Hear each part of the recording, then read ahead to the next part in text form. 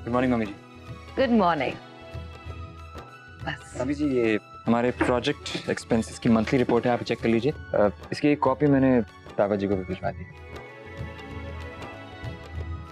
अनमोल, जब तुम सब कुछ देख रहे हो तो हमें कुछ भी चेक करने की क्या जरूरत है? इंद्रजीत को तुम पर भरोसा है और हमारे पास भी ऐसी कोई वजह नहीं है कि हम तुम पर विश्वास ना करें। हम बहुत खुश नसीब हैं कि राजवंश एम्पायर संभालने के लिए तुम जैसा अपना कोई हमारे साथ है। Good morning mamma. Good morning. क्या बात है अलग जी, आज आप बड़े हैंडसम लग रहे। सुबह सुबह कहीं जाने की तैयारी है क्या? साक्षी, किसी को जाते वक्त टोकना नहीं चाहिए।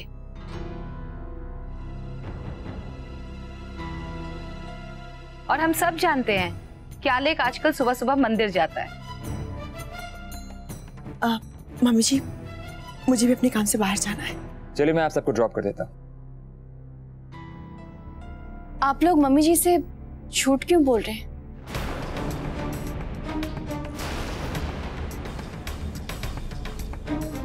मम्मी जी आप लोगों से इतना प्यार करती हैं, पर फिर भी आप लोग उनसे झूठ कह रहे हैं। जबकि बच्चे तक सच्चाई जानते हैं।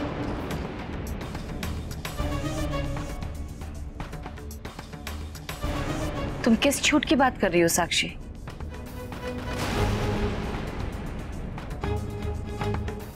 मम्मी जी, मैं आपकी बहुत इज्जत करती हूँ, इसलिए आपसे कोई सच्चाई छुपाए मुझे बिल्कुल अच्छा नहीं लगता। कोई हमें बताएगा कि साक्षी किस झूठ की बात कर रही है? मम्मी जी, जिया जी रोज मंदिर नहीं जाते हैं। वो एक आइसक्रीम पार्लर में वेटर की नौकरी कर रहे हैं।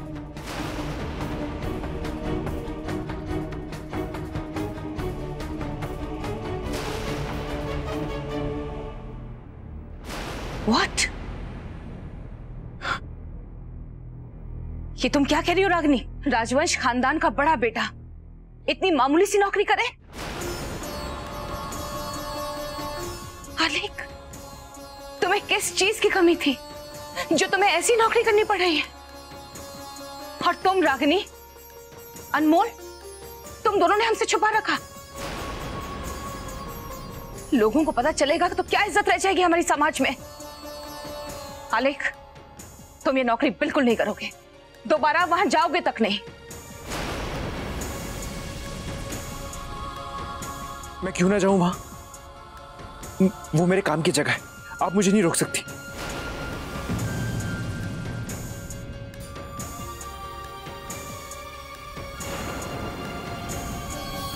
जिया जी, एक मिनट, मैं बात करती हूँ मम्मी जी से। मम्मी जी प्लीज जिया जी को काम पर जाने से मत रोकिए, प्लीज। तो क्या अब तुम हमारी मर्जी के खिलाफ जाओगी रागिनी? नहीं मम्मी जी, बिल्कुल नहीं। हम जानते हैं कि हमसे बहुत बड़ी गलती हुई। अगर ये बात हम आपको पहले बता देते तो आप बहुत गुस्सा होती ना। और मैं ये भी जानती हूँ कि जिया जी को इस घर में किसी भी चीज की कमी नहीं है। कमी है तो सिर्फ आत्मविश्वास की। उनकी अपनी नजरों में कोई अहमियत नहीं है। ये भी बाकी पापा की तरह अपनी बेटी के लिए काम करना चाहते थे। अपनी कमाई से उसके लिए कुछ खरीदना चाहते थे। और ये सब वो खुशी के पापा आलेख बनकर करना चाहते थे, ना कि आपके बेटे आलेख राजवंश बनकर।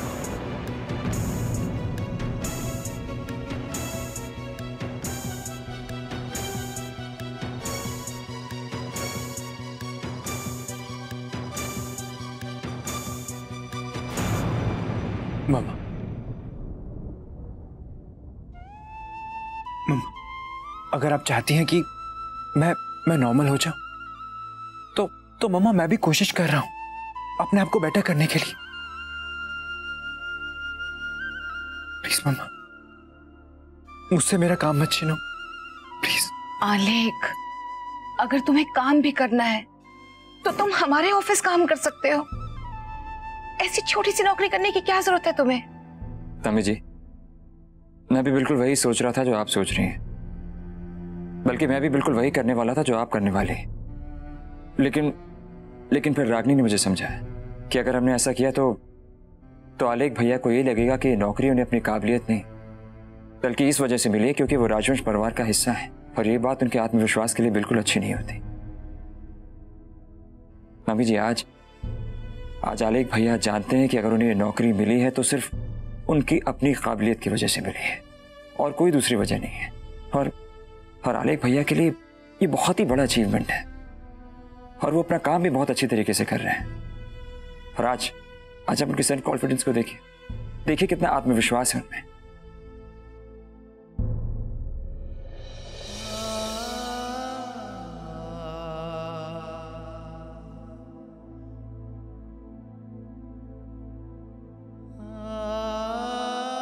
प्लीज बड़ी मम्मी, पापा को जॉब करने दो ना प्लीज।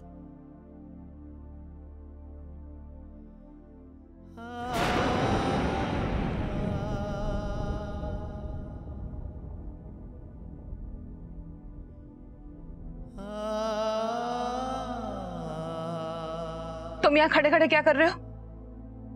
काम पे लेट नहीं हो जाओगे?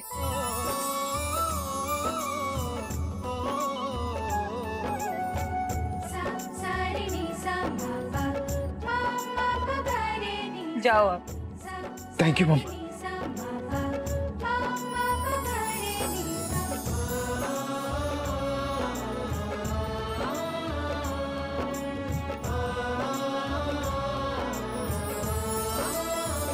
चाची चाचू प्लीज जल्दी आना, हमें काव्या भैया के बर्थडे में टाइम से पहुंचना है।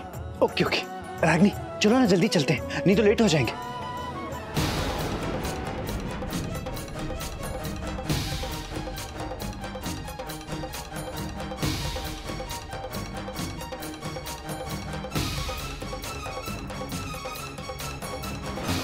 डॉक्टर, मैं मेरी जेठानी साक्षी राजवंश की सोनोग्राफी रिपोर्ट के बारे में आपसे कुछ बात करना चाहती हूँ। लास्ट टाइम उन्होंने यहीं से करवाई थी ना, पर वो खो गई है। अगर आप कुछ मदद कर देती तो। मेरे पास हाल ही में की गई सोनोग्राफी रिपोर्ट की कॉपी रहती, मैं अभी देखती।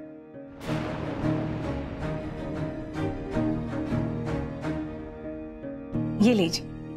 आप साक्षी की तबीयत ठीक तो है ना? उसकी प्रेगनेंसी में कोई प्रॉब्लम नहीं है ना? हाँ, सब कुछ बिल्कुल ठीक है। बेबी लगभग 8 हफ्ते का हो चुका है।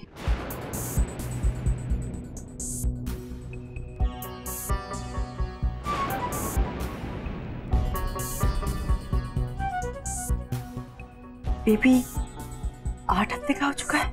यस।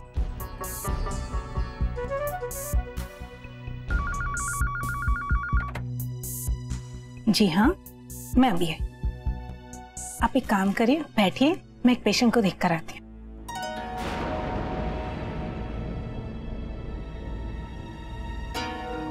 जिसका शक था वही हुआ कि बच्चा किसी और का है और साक्षी उसे आलेख भैया का नाम देना चाहती।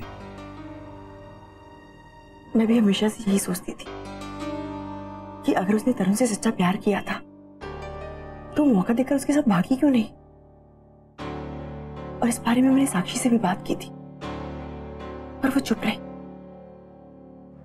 पर उसकी खामोशी का राज आज मेरे सामने आया है। सारी बातें साफ हो चुकी हैं कि उसने अपने बच्चे को पिता का नाम देना था, इसलिए उसने ये सब किया। और जाहिर सी बात है इस होने वाले बच्चे का पिता तरुण। और यही कारण है कि वो मेरी दुश्मन बन बैठी। मुझसे बदला लेने की ठान ली उसने,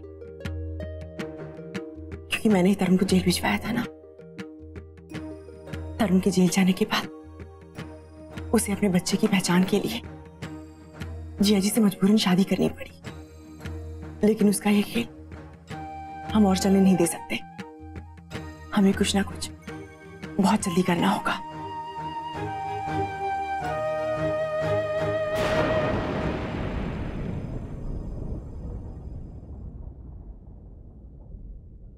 अरे भैया, ये सारे गुब्बारे एक साथ भर भर के क्यों लगा रहे हो? एक दौर में लंबा लंबा लगाओ ना, कम लगेगा। जी मैडम, आपने जो डीजे और टैटू आर्टिस्ट और जोकर को बुलाया है, इन सबका एडवांस में पेमेंट करना पड़ेगा। फिलहाल आप 10,000 दे दीजिए। क्या 10,000 रुपए पेश की? क्या बात कर रहे हो भैया, लूट मचा रखी है। थोड़ा सस्ता वाला नहीं मिला क्या? अब कम करो, कम थोड़ा। नहीं तो काम करो, वो जो जोकर वोकर बताया था ना, वो सब काट दो, वो सब नहीं चाहिए। देखिए मैडम, मार्केट में सभी जगह यही भाव है और इन सब चीजों में मोल भाव तो होता नहीं। अरे आपको जितना बोला उतना करिए ना, हमको नहीं चाहिए जोकर। जाइए। जोकर, मुझे जोकर चाहिए। मम्मा प्लीज। काव्या चुप करो और जाओ यहाँ से। मुझे शांति से बैठने दो। अरे क्या हुआ? तानी मम्मा को क्या हो गया? उन्होंने पहले मुझे कभी ऐसे नहीं डांटा। अगर उनको मेरे बर्थडे पार्टी से प्रॉब्लम है तो ठीक है ना, कैंसिल कर दो मेरे बर्थडे पार्टी। नहीं बेटा नहीं, तेरी मम्मी ये थोड़ी कह रही है कि तेरी पार्टी नहीं मनानी। देख बेटा, वो तो ये कह रही है कि जो आदमी है ना, प्लीज मुझे अपनी बर्थडे पार्टी नहीं बनानी है। नहीं काव्या, मेरा राजा बेटा, वो क्या है ना कि मेरी ना तबीयत ठीक नहीं है ना, इसलिए ये सब बोल दिया। सॉरी। और किसने कहा पार्टी नहीं होगी? जरूर होगी। तुम्हें जोकर चाहिए ना, आएगा। जाओ अपने सब फ्रेंड्स को जाके बोल दो कि सब होगा। ठीक है, पुलिस वही करेगी जो आप चाहते हैं। वैसे भी आपकी रिक्वेस्ट में ऐसा कुछ नहीं है जो गैर कानूनी है। मगर मैं एक बार फिर बोलूंगा, जिसने आपके साथ धोखाधड़ी की है, आपको उसे सजा जरूर दिलानी चाहिए, ताकि दोबारा वो ऐसी हरकत ना कर पाए। आप लोग एक बार सोच लीजिए। इंस्पेक्टर साहब, हमारा फैसला अभी भी वही है। तो इन कागजात पर दस्तखत कर दीजिए। एक बात जरूर बोलूंगा, आप दोनों का दिल बहुत बड़ा है, वरना जिस आदमी ने ये आपके गहने चुराए हो, आप उसकी बेल भला क्यों कराते? ऐसी दरिया दिली कौन दिखाता है भला? सर, मेरी एक रिक्वेस्ट है आपसे, आप तरुण को ये कभी मत बताइएगा कि उसकी बेल किसने करवाई थी। और इंस्पेक्टर साहब, ये अजय का नंबर है, तरुण का दोस्त। आप इसे प्लीज फोन करके इन्फॉर्म कर देंगे कि तरुण की बेल होगी। ठीक है, जैसे आपकी मर्जी। Thank you. चलें।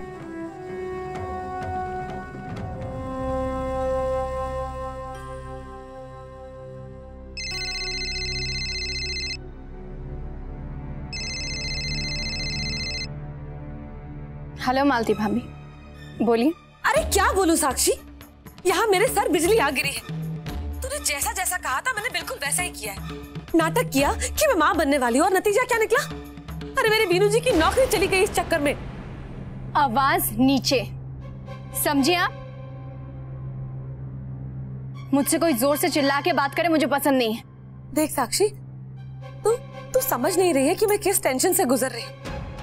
हर वक्त यही डर लगा रहता है कहीं कोई वो एमएमएस ना देख ले। अब तुझे क्या प्रॉब्लम है साक्षी? अब तो सबने घर में मान लिया ना कि तू आलेख जी के बच्चे की माँ बनने वाली है, तो फिर कम से कम अब तो वो एमएमएस डिलीट कर दे और वो सीडी उसको भी खत्म कर देना। मैं तेरे हाथ जोड़ती हूँ साक्षी।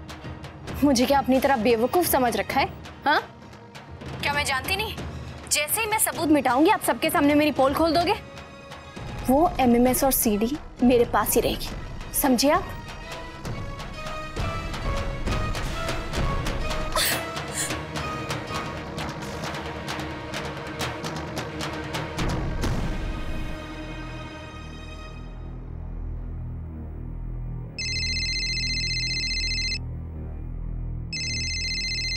भाभी, साक्षी, तरुण को बेल मिल गई। साक्षी, तुम फटाफट पुलिस स्टेशन आ जाओ।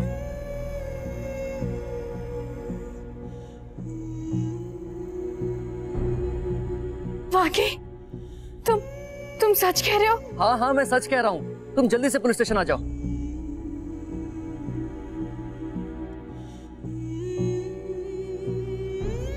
मैं आ रही हूँ अजय, मैं आ रही हूँ।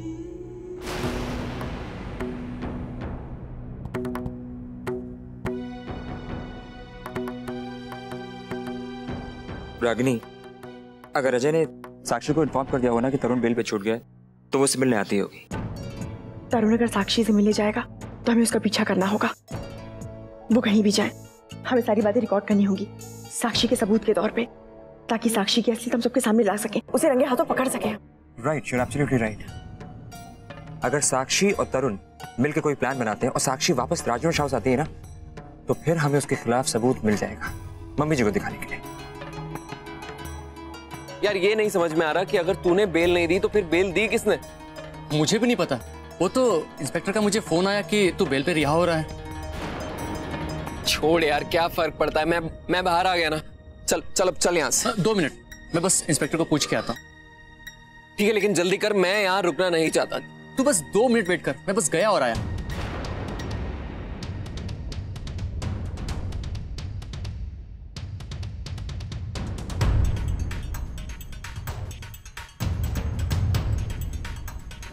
आजा।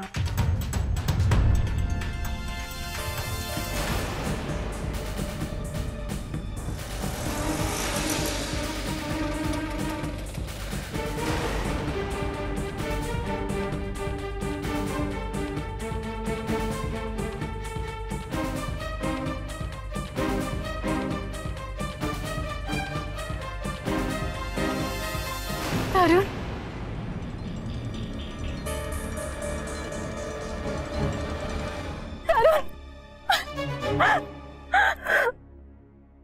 गॉड तरुण, मैं इतनी खुश हूँ कि तुम्हें बेल मिल गई। I am so happy. ये यहाँ कैसे आई? तूने बुलाया कैसे यहाँ पर? हाँ,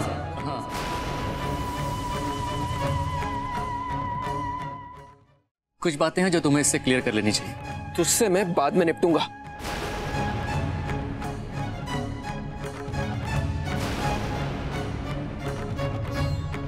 तरुण, तुम मुझे देखकर खुश नहीं हो? खुश?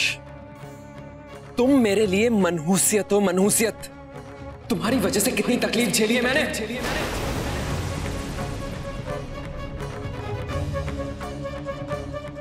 तुमने मेरी वजह से तकलीफ झेली है?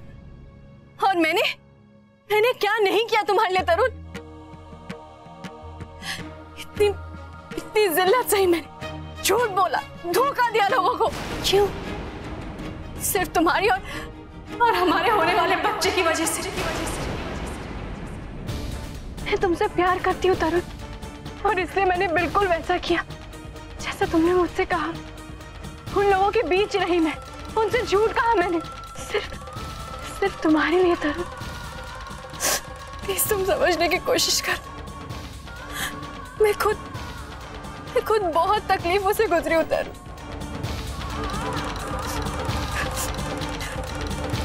मैं तुमसे प्यार करती हूँ तरुण, अब भी कुछ नहीं बिगड़ा है। सुनो, हम कहीं दूर चले जाएंगे, इस शहर से बहुत दूर, शादी कर लेंगे, फिर अपने बच्चे को एक नया नाम, एक नई जिंदगी देंगे।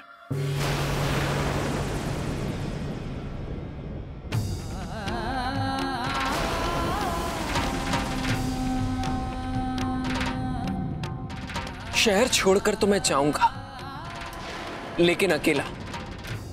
जैसे पिछली बार जाना चाहता था, सारे गहने और जेवर लेके।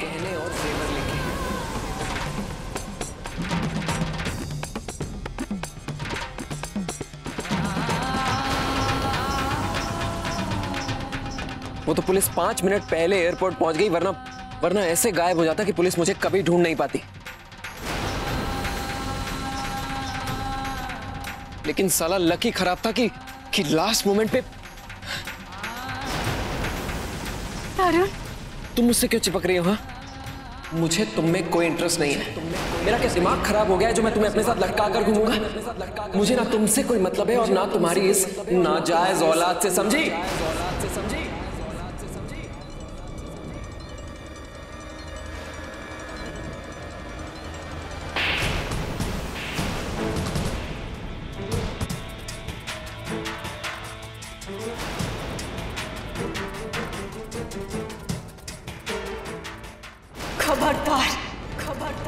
खबरदार जो मेरे बच्चे को नाजायज कहा तुमने।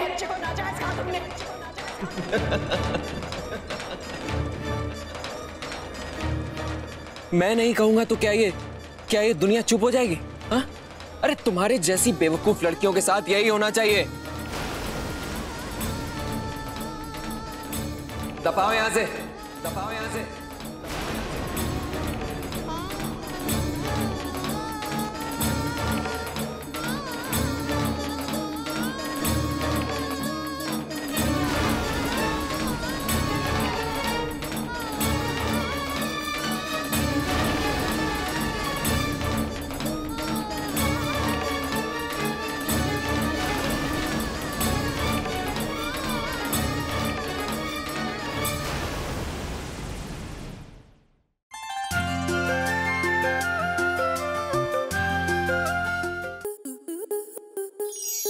To enjoy more such amazing videos, subscribe to our YouTube channel.